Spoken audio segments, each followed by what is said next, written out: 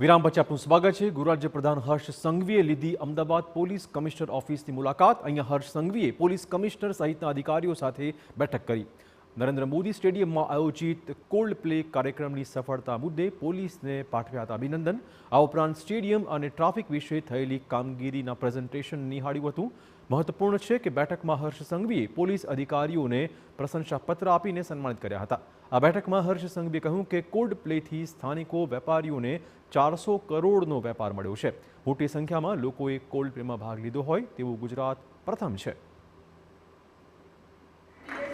દુનિયાભરના લોકોએ જે રાજ્ય સરકાર અને અમદાવાદને જે અભિનંદન આપ્યા છે, એવા ઇન્ટરનેશનલ કોન્સર્ટમાં જે બંદોબસ્તની પ્લાનિંગ હતી, એ પ્લાનિંગ જોડે જોડાયેલા સૌ અધિકારીઓને ખાસ અભિનંદન આપવા અહીં આવ્યો હતો।